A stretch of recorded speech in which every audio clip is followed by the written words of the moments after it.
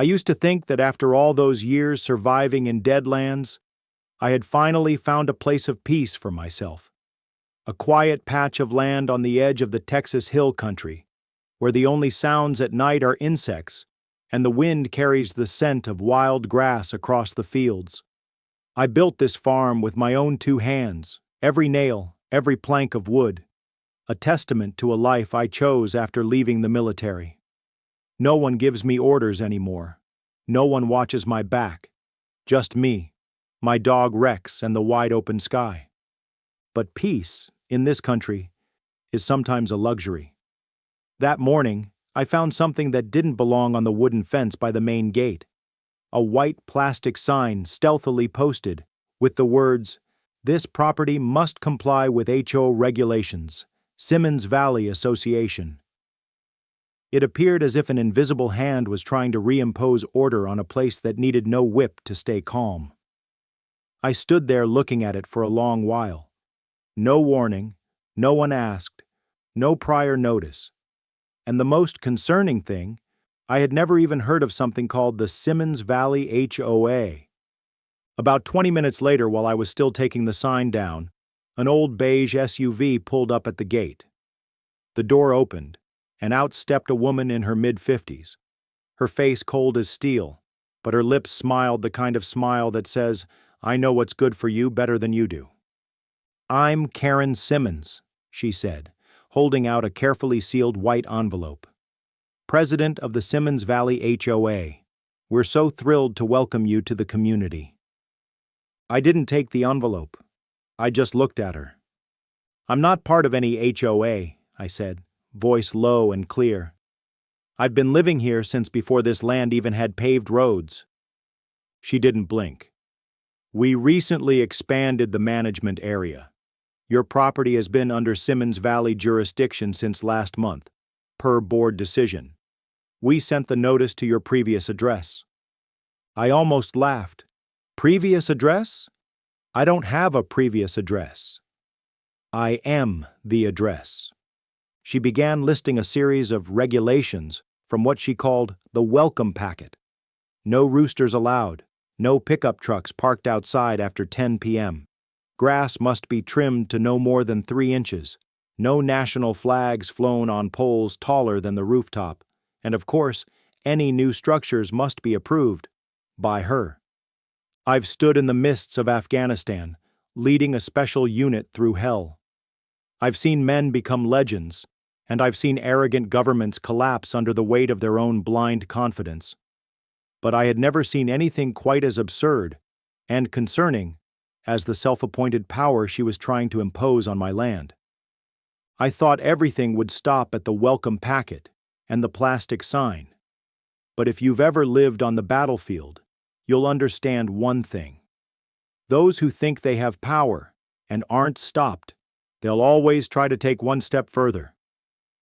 2 days later, when I returned from the livestock pen, I saw a new, larger sign, this time made of shiny metal, nailed straight into the front wall of my log cabin.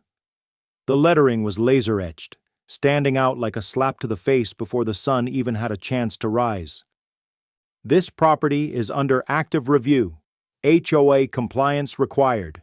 Simmons Valley." They weren't just invading space, they were testing boundaries.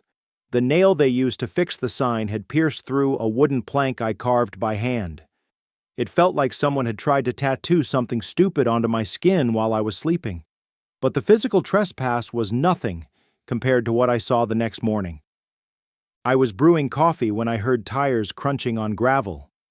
Looking out the window, I saw 3 people in Navy uniforms, vests marked with a faint logo, SVHOA Patrol.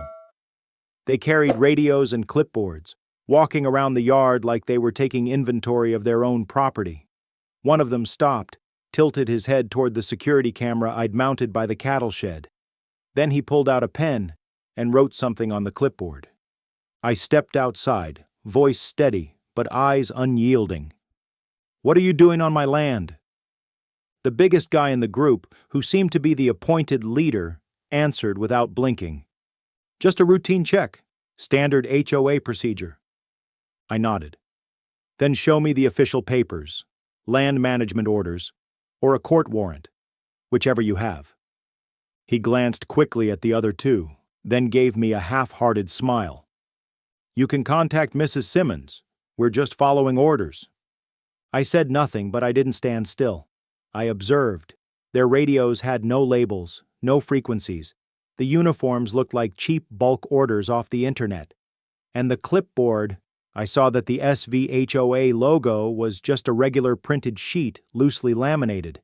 Fake. All of it fake. But the dangerous kind of fake, the kind that believes it holds real authority. After they left, I went into the garage where I kept my printer and notebook. On the wooden table near the door, I found an envelope shoved under it, stamped with the words, "Simmons Valley, Enforcement Notes, Confidential." I opened it. The document was clearly an internal report, not meant for me.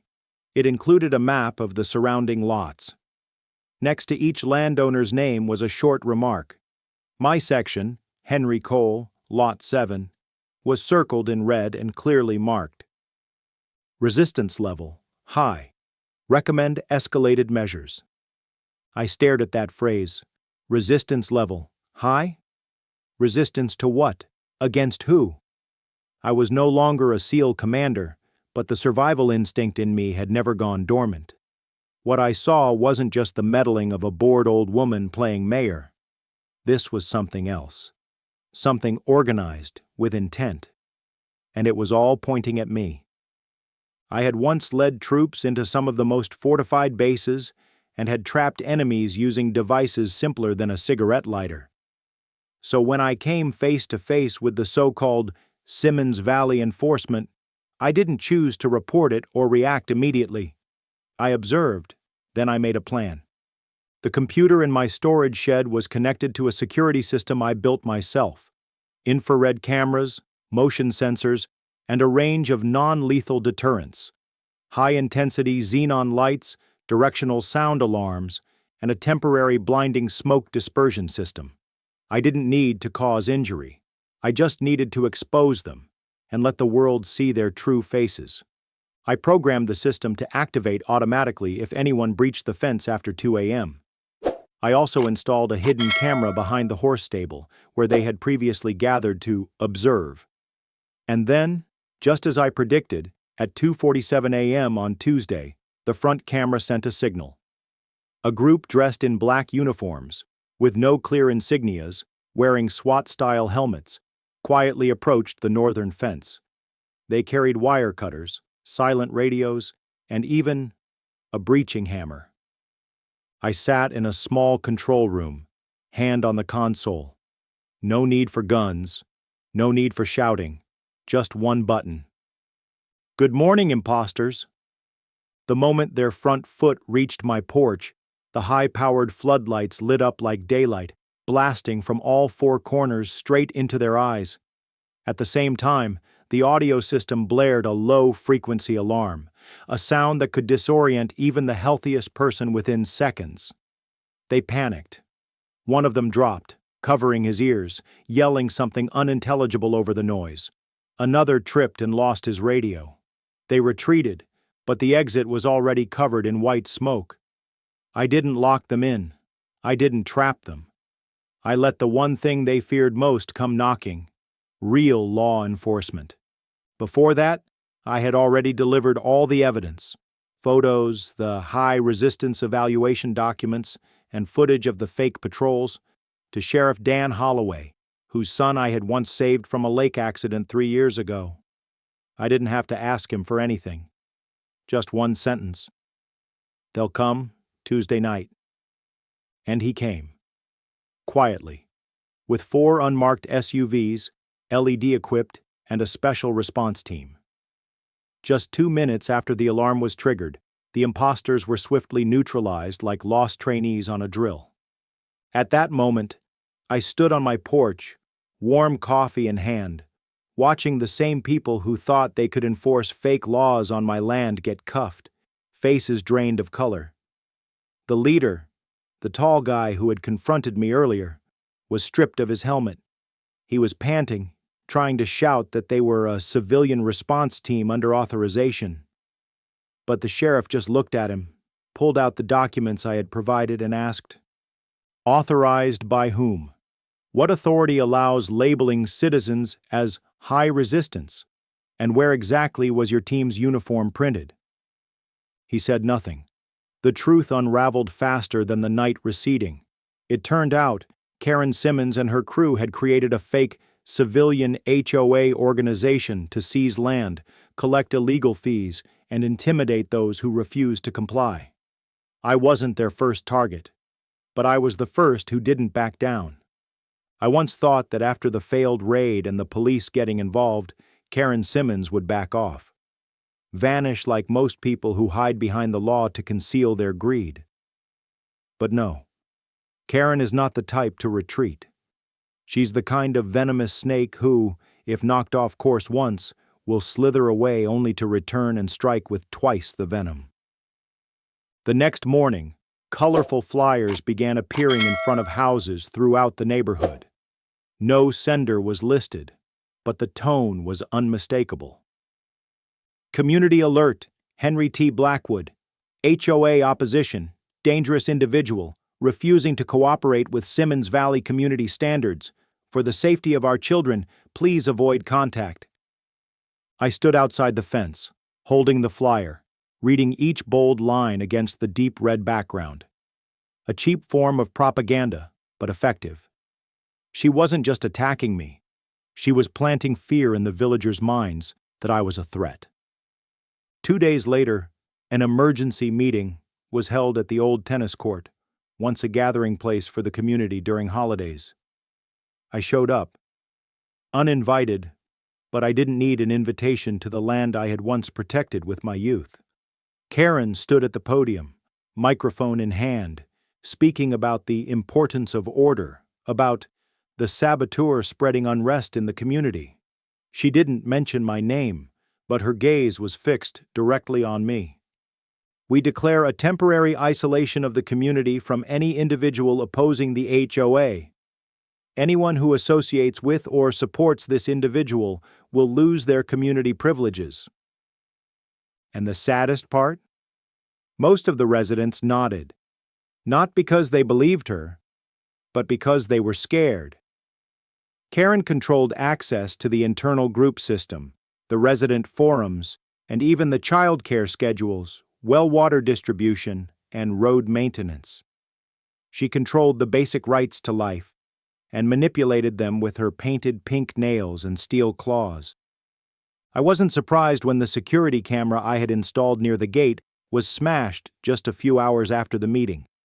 A silver unmarked SUV with tinted windows parked at the end of my dirt road for 2 consecutive nights. I took pictures, sent them to Dan. He confirmed that the vehicle wasn't registered in the regional system. But the cruelest blow wasn't aimed at me. On Saturday morning, I saw Max, my German shepherd who had survived the Afghan wildfire with me, crawl back to the porch with a long gash running down his stomach. I screamed. Blood dripped onto the dirt floor. I picked him up, carried him inside, used the tactical first aid techniques I had learned, stopped the bleeding, and stitched the wound. It was broken glass, in a rat trap. Buried beneath the pile of straw Max sniffed every morning.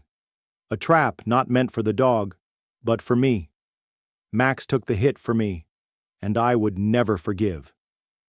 I opened the computer, extracted all the video footage from the HOA SWAT raid, edited it, added subtitles, and marked the timestamps. I didn't wait for the media to find it. I sent it to every local social media group, every small forum in Texas, every civilian investigative YouTube channel.